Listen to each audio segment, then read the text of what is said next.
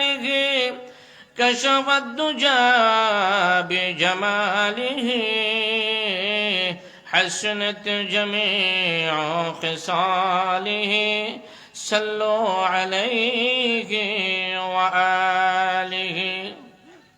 সুরেশনগর উত্তরপাড়া জামে মসজিদ কর্তৃক আয়োজিত আজকের এই মোবারক মাহফিলের চলমান অধিবেশনের মঞ্চে উপবিষ্ট আছেন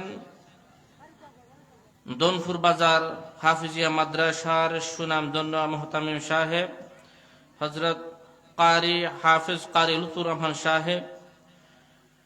সভাপতির আসন অলঙ্কিত করবেন আমার শ্রদ্ধাভাজন ব্যক্তিত্ব হযরত মাওলানা ফজলুর রহমান সাহেব মিরওয়াকলা, উস্তাদুল মুকাররম উস্তাদুল উলামা হযরত মাওলানা আব্দুর রউফ সাহেব মুহাদ্দিস চিনাকান্দি মাদ্রাসা এলাকার সর্বজন শ্রদ্ধেয় মুরব্বী হাফিজ মোহাম্মদ বুলবুল মিয়া সাহেব। তথাপি মাইকের আওয়াজ যতটুকু দূর গিয়ে পৌঁছতেছে পর্দার আড়ালের শ্রদ্ধা পর্দানিসীন মা ও বোনেরা, সর্বপ্রথম সেই মহান মনিবের দরবারে কালিমাতু শুকর আদায় করি যে মহান রব্বুল আলামিন আজকের এই মুবারক মাহফিলে আসার বসার মুআজ্জাজ মুকাররম উলামা ইকরামের জবান থেকে কোরআন এবং হাদিসের আলোচনা শোনার সুযোগ করে দিয়েছেন।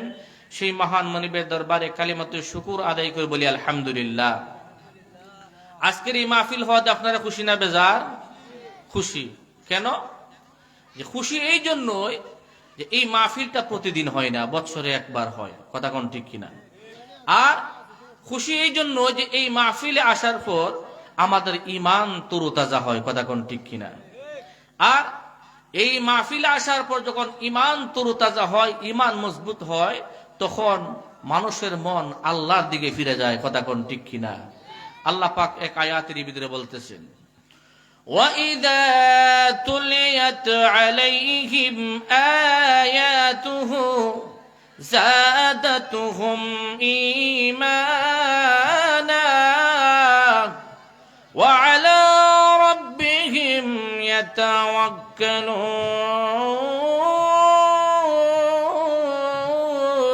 আল্লাহু আকবার। আল্লাহ পাক বলেন, আমার এই কোরআনের আয়াত সমূহ যখন আমার বান্দাদের সামনে তেলাওয়াত করা হয়, অর্থাৎ কোরআন এবং হাদিসের আলোচনা যখন করা হয়, তখন আল্লাহ পাক বলেন আমার বান্দাদের ঈমান তরুতাজা হয়, কোন সুবহানাল্লাহ। ওয়া আলা রাব্বিহিম ইয়াতাওয়াক্কালুন, তখন তারা আমি আল্লাহর দিকে ফিরে আসে, সুবহানাল্লাহি বিহামদিহি। আর যে সমস্ত বান্দা বান্দিরা আল্লাহ পাকের নিয়ামত পাওয়ার পরে নিয়ামতের শুকর আদায় করে, আল্লাহ পাক তাদেরকে নিয়ামত বাড়ায় দেয়, কথা কান ঠিক কিনা। আজকের মতো নিয়ামত হলো, আজকে এই সবচেয়ে বড় নিয়ামত হলো আজকে এই সুরেশনগর উত্তরপাড়া জামে মসজিদের প্রাঙ্গণে কোরআন হাদিসের মাহফিল। মুআজ্জাজ মুকাররম উলামা ইকরাম কোরআন হাদিস থেকে কথা বলবেন, আমরা এটা শোনা, কথা কোন ঠিক কিনা। যদি না শুনি তাহলে কিন্তু এটা শুকর আদায় হবে না। আল্লাহ পাক বলেন আমার বান্দা বান্দিরা যখন আমার নিয়ামত পাওয়ার পরে শুকরিয়া আদায় করে, আমি আল্লাহ পাক তাদেরকে নিয়ামত বাড়ায় দিই, কোন সুবহানাল্লাহ। আর যদি নাশুকরি করে তাহলে আমি আল্লাহ পাক তাদের থেকে আমার নিয়ামত গুলা ছিনায় নেই, উঠায় নেই। শুধু তাই নয়, কঠিন আযাবের ব্যবস্থা আমি রেখেছি, কথা কোন ঠিক কিনা। এই জন্যই আজকের এই মাহফিলকে আমরা গুরুত্ব দিতাম, মুআজ্জাজ মুকাররম উলামা ইকরামের জবানের কোরআন এবং হাদিসের আলোচনা আমরা শুনতাম, কথা কোন ঠিক কিনা। সম্মানিত হাজিরিন, আমি আপনাদের সামনে যে আয়াত তিলাওয়াত করেছি ওই আয়াতকে সামনে রেখে সংক্ষিপ্ত আলোচনা করার চেষ্টা করব। আমি আপনাদের সামনে আয়াত তিলাওয়াত করেছি, ওয়ামিনান নাসি মান ইয়াশতারি লাহওয়াল হাদিস লিইউদিল্লা আন সাবিলিল্লাহি বিগাইরি ইলমি ওয়া ইয়াত্তাখিযাহা হুজুয়া উলাইকা লাহুম আযাবুম মুহিন। আল্লাহ পাক রব্বুল আলামিন এই আয়াতের ভিতরে এক শ্রেণীর মানুষের কথা বলতেছেন, যে মানুষের মধ্য থেকে এক শ্রেণীর লোক আছে যারা মানুষের কাছে অযথা অভ্যন্তরীণ গল্পগুলোজ করে। কি? অযথা অভ্যন্তরীণ গল্পগুলোজ করে। এই অযথা অভ্যন্তরীণ গল্পগুলোজকে কোরআনের ভাষায় লাহওয়াল হাদিস বলা হয়েছে, যে এদের কোনো ইলম কালাম নাই, অন্ধভাবে মানুষের কাছে এরা গল্পগুলোজ করে মানুষকে আল্লাহর রাস্তা থেকে গুমরা করার উদ্দেশ্যে। কি জন্য? মানুষকে আল্লাহর রাস্তা থেকে গুমরা করার উদ্দেশ্য। আল্লাহ পাক বলেন উলাইকা লাহুম আযাবুম মুহিন, এদের জন্য আমি আল্লাহ পাক রব্বুল আলামিন অবমাননাদায়ক শাস্তি রেখেছি। এদেরকে কাল কিয়ামতের ময়দানে কঠিন শাস্তি প্রদান করব। শাস্তিটা হবে অবমাননাদায়ক শাস্তি। কি শাস্তি? অবমাননাদায়ক শাস্তি তাদেরকে প্রদান করবে। কি জন্য?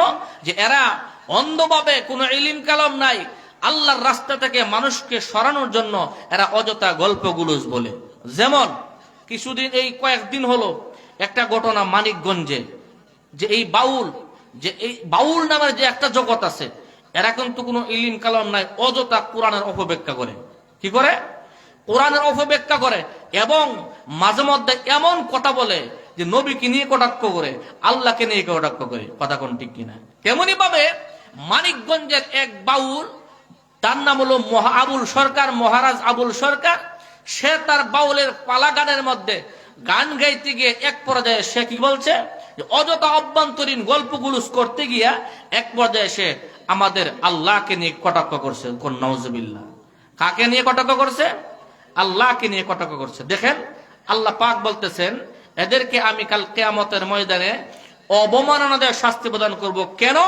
যে এরা অন্ধভাবে ইলম ছাড়া মানুষকে আল্লাহর রাস্তা থেকে গুমরা করার জন্য, সরানোর জন্য অযথা গল্পগুলুস করে, ওই যে গান বাজনা করে, এমনকি আল্লাহর নবীকে তারা ব্যঙ্গ করে ফেলে, আল্লাহর সাথে তারা কি করে শিরিক করে ফেলে, এমনকি আল্লাহকে সে কটাক্ষ করে এমন কথা বলছে যেটা ভাষায় বলা যাবে না। তাহলে বলেন, আল্লাহ পাক যে আয়াত নাজিল করলেন এমনিতেই না, এই সমস্ত লোক, এক শ্রেণীর লোক আছে যার কারণে আল্লাহ পাক এদেরকে সতর্ক করার জন্য আল্লাহ পাক কালামে আর হাকিমের এই আয়াত আল্লাহ পাক নাজিল করেন।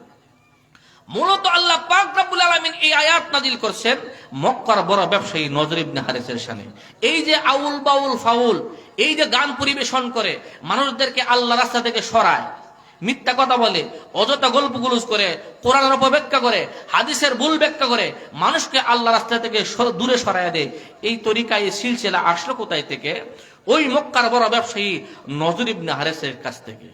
আল্লাহ পাক বলেন, যারা নাকি অযথা অভ্যন্তরীণ গল্পগুলুস করবে আমার রাস্তা থেকে মানুষকে দূরে সরানোর জন্য, এরা সব এই নজর ইবনে হারিসের উত্তরসূরি, এবং এই নজর ইবনে হারিসের সাথে কাল কিয়ামতের দিন এদেরকে জাহান্নামের মধ্যে পাঠানো হবে। তো এই আয়াত কানে এই মক্কার বড় ব্যবসায়ী নজর ইবনে হারিসের শানে নাজিল হয়েছে। কেন নাজিল হইল? মক্কার বড় ব্যবসায়ী নজর ইবনে হারিস কি করত? দেখেন তার শানের মধ্যে কি বলা হয়েছে। মক্কার বড় ব্যবসায়ী নজর ইবনে হারিস পারস্য দেশের মধ্যে সফর করে যায় এবং বাদশা ইস্ফেন্দিয়ার কিছু কিচ্ছা কাহিনী গল্পগুলোর বই ক্রয় করে আনে, মক্কার গলি গলে জানায় দেয়, হে মক্কা লোকেরা, মুহাম্মদের কাছে আর যেতে হবে না, আমি তোমাদের জন্য পারস্য দেশ থেকে সফর করে বাদশা ইস্ফেন্দিয়ার গল্পগুলোর বই আনছি, কিচ্ছা কাহিনীর বই এনেছি, আমি তোমাদেরকে পরিবেশন করে শোনাইব। এইগুলো শোনার পরে তোমাদের মনের মধ্যে তৃপ্তি আসবে, মুহাম্মদের কাছে আর যেতে মন চাইবে না। এই কথা বলে মক্কার মধ্যে ঘোষণা করে দিল। এখন মক্কার লোকেরা এই নজর ইবনে হারিসের কাছে চলে আসে, আর মক্কার বড় ব্যবসায়ী নজর ইবনে হারিস এই বাদশা ইস্ফেন্দিয়ার কিচ্ছা কাহিনীর বইগুলো মক্কার লোকের সামনের মধ্যে তারা পড়ে, প্রতি মাঠের মধ্যে পড়ে। এইভাবে যখন পড়ে মক্কার লোকেরা শোনার জন্য ভিড় জমায়া দেয়, কিন্তু কিছুক্ষণ শোনার পরে আর ভালো লাগে না। কোরআন শুনতে যেইভাবে ভালো লাগে, এইভাবে কিচ্ছা কাহিনী শুনতে ভালো লাগে না। কোরআন শুনলে যেইভাবে তাদের দিলের মধ্যে তৃপ্তি আসে, বাদশা ইস্ফেন্দিয়ার কিচ্ছা কাহিনী শোনার পরে এইভাবে দিলের মধ্যে তৃপ্তি আসে না। আবার মুহাম্মদের তেলাওয়াত শোনার জন্য চলে যায়। আল্লাহর নবী বিশ্ব নবী রাহমাতুল লিল আলামিন খানায়ে কাবার ভিতরে বসে বসে আল্লাহর কালাম যখন তিলাওয়াত করে, এই মধুর কণ্ঠে তিলাওয়াত শোনার জন্য মক্কার বেঈমান কাফেররা ভিড় জমায় দেয়। এইদিকে মক্কার বড় ব্যবসায়ী নজর ইবনে হারেস তাকায় দেখে মক্কার সমস্ত লোক মুহাম্মদের কোরআন তেলাওয়াত শোনার জন্য চলে যায়, তার কাছে আসে না, বাদশাহ ইস্ফেন্দিয়ার কিচ্ছা কাহিনী শুনে না, গল্পগুলো শুনে না। এই মুহূর্তে কি করা যায়? যেইভাবে মুহাম্মদের কাছে লোক সব যাওয়া আরম্ভ করলো, এইভাবে আর বেশি দিন যাবে না, মক্কার গলে গলে কালেমার প্রচার শুরু হয়ে যাবে। সমস্ত মক্কার লোকেরা কালেমা পড়ে মুসলমান হয়ে যাবে। না, এটা কখনো মানা যাবে না, এটা কখনো বরদাস্ত করা যাবে না। এখন কি করা যায়? এই মক্কার বড় ব্যবসায়ী নজর ইবনে হারেস ঘোষণা করে দিল, হে মক্কার লোকেরা, মুহাম্মদের কাছে তোমাদের যেতে হবে না। বাদশাহ ইস্ফেন্দিয়ার কিচ্ছা কাহিনীর বই আমি তোমাদেরকে পড়ে শোনাইলাম, পুঁথি পড়ে শোনাইলাম, অনেক গল্পগুলো শোনাইলাম, এরপরও তোমাদেরকে কাছে আসে না। মুহাম্মদের কাছে চলে যাও। এবার আমি পারস্য দেশের মধ্যে সফর করব। সফর করার পর আর গল্পগুলোর বই আমি আনবো না, কোনো বাদশার কিচ্ছা কাহিনীর বই আনবো না। আমি সুন্দর সুললিত কণ্ঠের একজন গায়িকা আমি নিয়ে আসবো। কন্যা নাউজুবিল্লাহ। এইদিকে আল্লাহর হাবিব বিশ্ব নবী রাহমাতুল লিল আলামিন খানায়ে কাবার ভিতরে আল্লাহর কালাম তিলাওয়াত করে, তিলাওয়াত শোনার জন্য মক্কার বেঈমান কাফেররা বীর জমায়েত দেয়। আল্লাহ নবী যখন খানায়ে কাবার ভিতরে তিলাওয়াত করেন, ইয়াসিন ওয়াল কুরআনিল হাকীম ইন্নাকা লামিনাল মুরসালিন।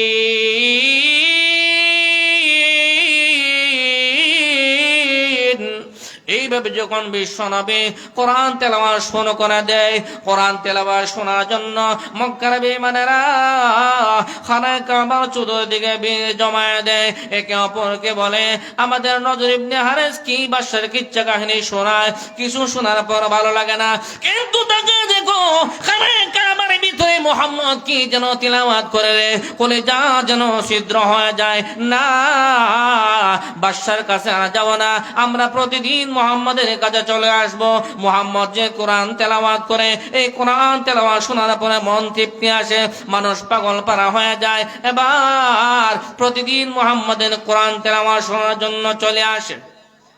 এইদিকে নজর ইবনে হারেস পারস্য দেশের মধ্যে সফর করলো। সফর করার পরে সুন্দর সুললিত কণ্ঠের একজন গায়িকা বাদী নিয়ে আসলো, এনে মক্কার মধ্যে ঘোষণা করে দিল, মক্কার লোকেরা রে, মুহাম্মদের কাছে যেতে হবে না, সুন্দর সুললিত কণ্ঠের গায়িকা বাদী আমি তোমাদের জন্য নিয়ে আসলাম। এইভাবে মক্কার মধ্যে যখন ঘোষণা করে দিল এবং একটা স্টেজ বেঁধে নিল, এই মক্কার লোকেরা অমুক দিন ওইটার সময় মক্কার মধ্যে যে স্টেজ বানলাম, ওই স্টেজের মধ্যে সুন্দরী রমণী সুললিত কণ্ঠের গায়িকা ওঠানো হবে।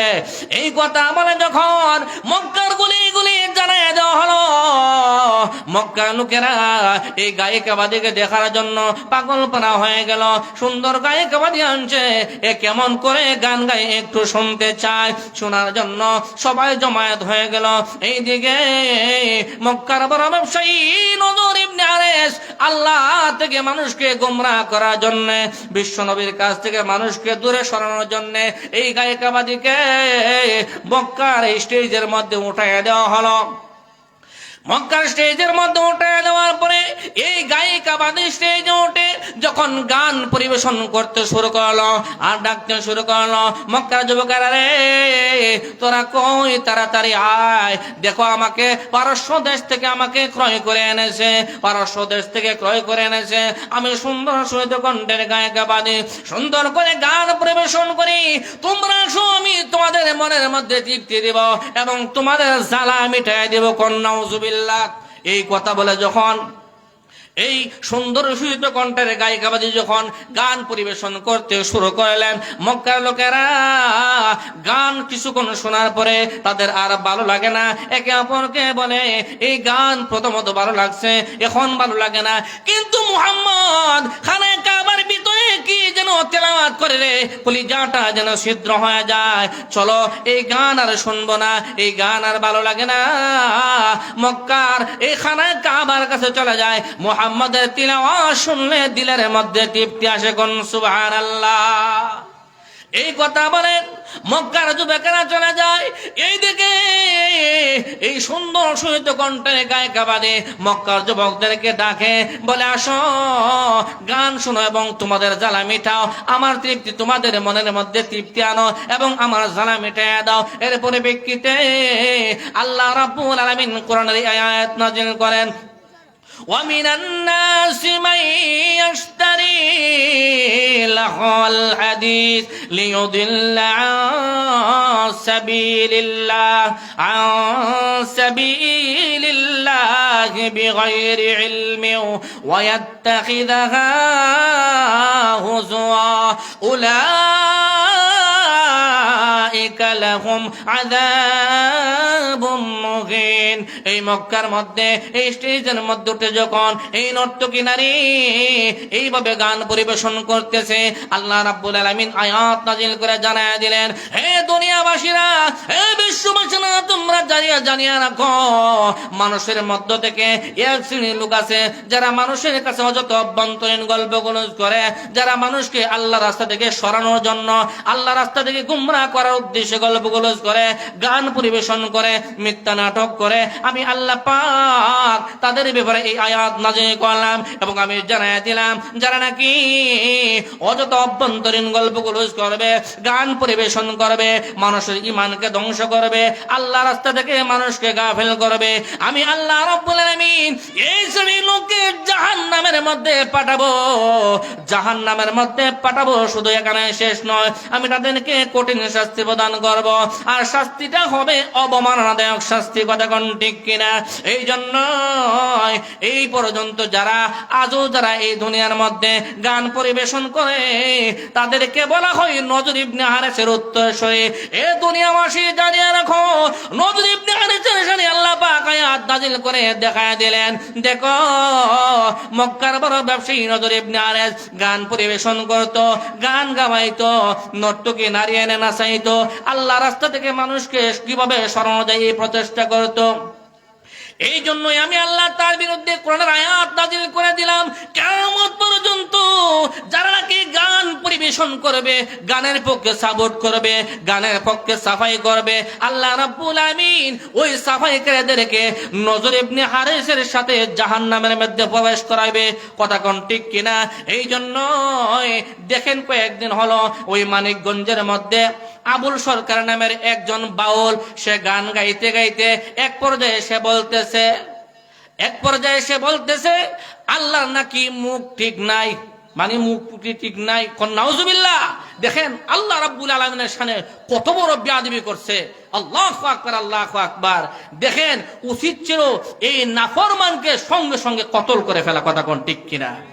শোনেন, আমাকে গালি দিয়ে আমি সহ্য করব, আমার বাবাকে গালি দিয়ে আমার সহ্য করব, কিন্তু যদি আমার নবীকে গালি দেয়, আমার আল্লাহকে নিয়ে কটাক্ষ করে, তাহলে আমি কিন্তু সহ্য করব না। কথা কোন ঠিক কিনা? আর যদি আল্লাহ নবীকে গালি দেয়, আল্লাহকে গালি দেয়, কোন মুসলমান বসে থাকে, তাহলে বোঝা যাবে এর ঈমান নাই। কথা কোন ঠিক কিনা?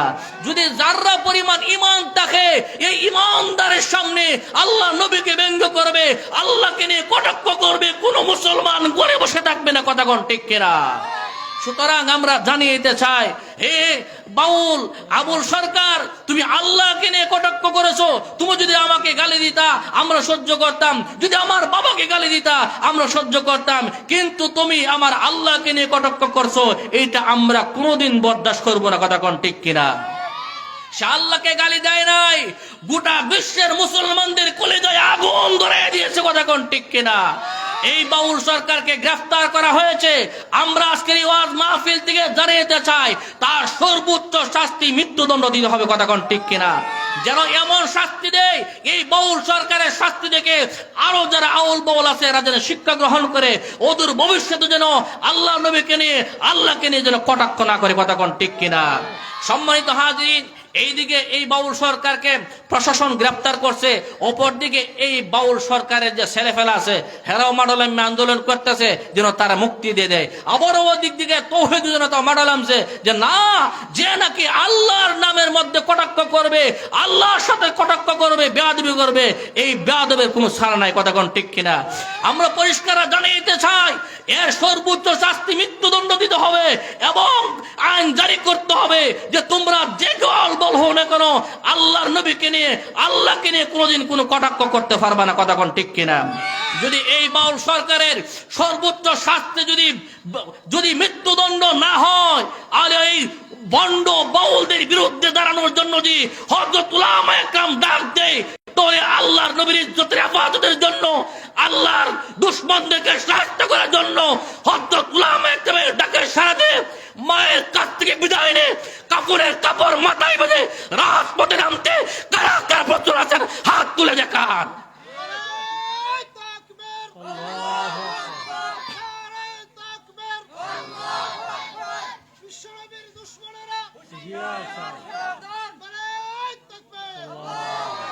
সম্মানিত হাজিরিন, আমরা সবকিছু বরদাস্ত করতে পারবো, কিন্তু আমার নবীকে নিয়ে কটাক্ষ করবে, আমার আল্লাহকে নিয়ে কটাক্ষ করবে, আমরা এটা কখনো বরদাস্ত করতে পারবো না। কথা কোন ঠিক কিনা?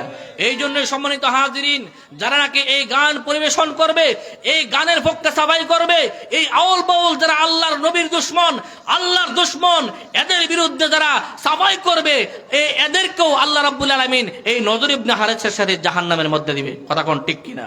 সম্মানিত হাজিরিন, এবার আসুন দেখুন, সে যদি এই কণ্ঠটা, এই সুরটা, এই সময়টা যদি এই গানের মধ্যে ব্যয় না করে যদি আল্লাহ এবং তার রাসূলের রাস্তায় ব্যয় করত, যদি হাফেজ কোরআন হইতো, যদি একজন আলেম হইতো, তাহলে কত ভালো হইতো। কথা কোন ঠিক কিনা?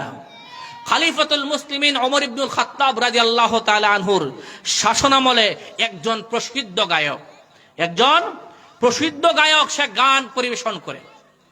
ও যে আমাদের বাজারের মধ্যে ক্যাম্পাস আসে না, এরকম ক্যাম্পাসের মতন সে গান পরিবেশন করে, প্রতি বাজারে বাজারে গান শোনায়, মানুষকে কিছু হালকা তারা টাকা পয়সা দেয়, এই টাকা পয়সা দিয়ে সে সংসার চালায়।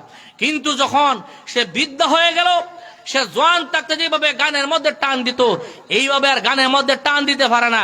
এখন মানুষ আর তার টাকা পয়সা দেয় না, এখন সে বেকায়দার মধ্যে পড়ে গেছে।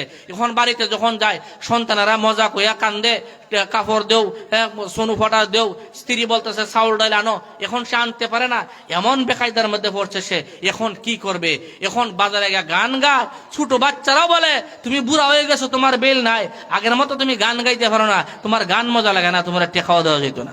কথা কোন ঠিক কিনা? এই প্রসিদ্ধ গায়ক এক পর্যায়ে সে মানুষের কাছে গান গায়, গান কেউ শুনে না, কারণ জোয়ান থাকতে যেভাবে গান গাইতো এইভাবে সে গাইতে পারে না। কিন্তু সে সময় হারাই, পথে পথে রাস্তায় রাস্তায় এদিকে বাড়িতে তার জায়গা নাই, যে যখন চাউল ডাল নিয়ে আইতে পারে না, তার বিরু তার বাড়ির জায়গা দেয় না। কথা কোন ঠিক কিনা? এখন সে রাস্তায় রাস্তায় ঘুরায় আর কান্দে আর বলে, প্রভু আমি গান পরিবেশন করে আমার যৌবন কালটা শেষ করে দিলাম, এখন আমি বৃদ্ধ হয়ে গেলাম।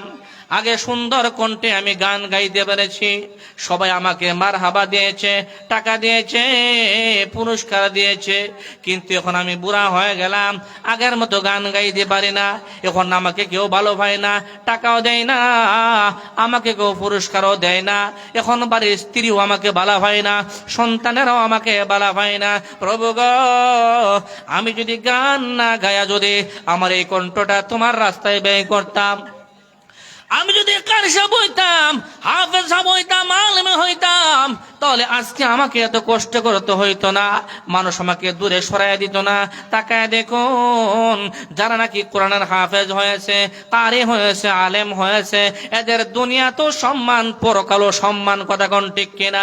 এমনকি যারা নাকি কোরআনের আলেম হয়েছে, হাফেজ হয়েছে, যুবক থাকতে তাদের যেভাবে আল্লাহ রাব্বুল আমিন মান সম্মান বৃদ্ধি করে দিয়েছেন, আস্তে আস্তে যখন বুড়াবি চলে আসে, যখন বুড়া হয়ে যায়, আল্লাহ পাক তাকে আরো মান সম্মান বাড়ায় দেয়। কথা কোন ঠিক কিনা? যদি জোয়ান থাকতে একজন আল্লাহওয়ালা হয়, তার কাছে যদি মানুষ 100 যায়, হুজুর আমাকে একটু তেল ভরা দেন, পানি ভরা দেন। কিন্তু বুড়া হয়ে যাওয়ার পরে দেখা যায় হাজার হাজার মানুষ তার কাছে চলে যায়। কেন? যে বুড়া হয়ে গেছে, মুরব্বী হয়ে গেছে, আরো কামিল হইছে। কথা কোন ঠিক কিনা? তাহলে দাম আল্লাহ পাক আরো বাড়ায় দিছে।